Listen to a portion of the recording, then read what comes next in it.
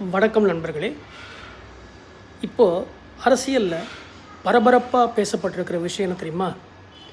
தமிழக அரசு, தமிழக ஆளுநர் அசெம்பிளியில் நிறைவேற்றின பல சட்டங்களுக்கு ஒப்புதல் தராமல் அப்படியே வச்சுருந்ததை பற்றி சுப்ரீம் கோர்ட்டில் போட்ட முறையீட்டுக்கு சுப்ரீம் கோர்ட் இந்தியன் கான்ஸ்டியூஷனில் ஆர்டிக்கிள் நம்பர் 142 அதில் அவங்களுக்கு இருக்கிற ஸ்பெஷல் பவரை பயன்படுத்தி கவர்னர் எத்தனை நாளைக்குள்ளே தன்னுடைய முடிவை எடுக்கணும், அப்புறம் கவர்னர்கிட்டேருந்து அது ஃபார்வர்ட் செய்யப்பட்டு ஜனாதிபதிக்கு போனால் ஜனாதிபதி எத்தனை மாதத்துக்குள்ளே முடிவெடுக்கணும் அப்படின்னு ஒரு கால நிர்ணயம் பண்ணியிருக்காங்க.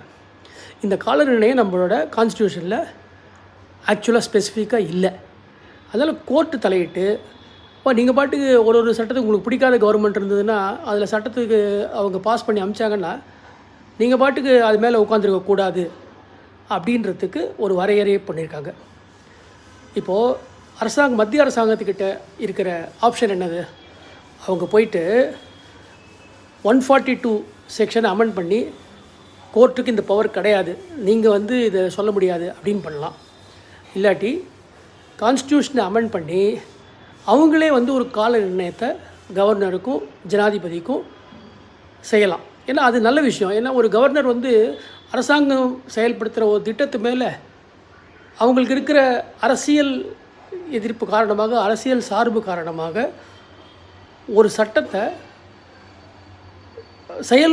செயல்படுத்த முடியாதபடி பண்ணக்கூடாது. அதுதான் அதுக்கு.